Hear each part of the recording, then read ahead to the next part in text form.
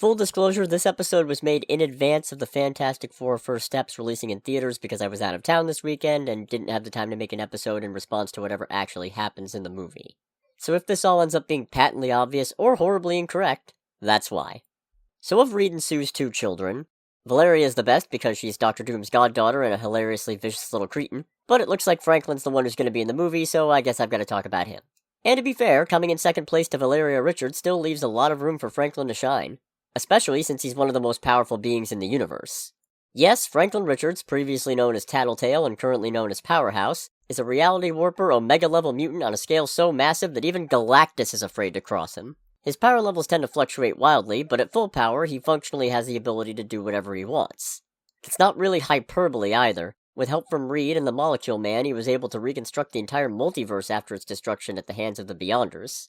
Naturally, though, you can't have a character wield that level of power and expect any kind of real narrative tension, so Franklin frequently finds himself depowered or otherwise indisposed. One time, Reed even put him in a coma for months because his psionic energy outbursts threatened to destroy the world.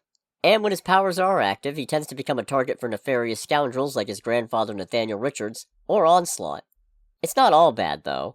Apparently one of Franklin's powers includes being superhumanly well-adjusted to crazy bullshit, and he makes friends very easily, like the Kids Superhero Team Power Pack, which he was a member of for a time. And his latest round of depowering was actually voluntary.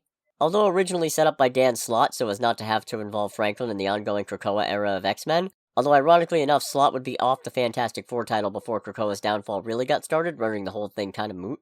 Writer Ryan North later clarified that Franklin depowered himself, wanting to have some time to enjoy his childhood without the crushing responsibility of determining the fate of the universe. Still, destiny is as destiny does.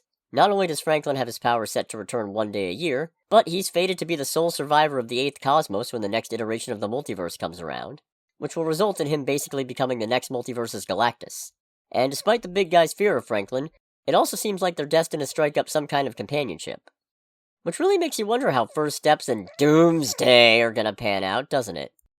Next week, I'm sure there's something in the movie I can spin a couple more episodes out of. Guess we'll see, though.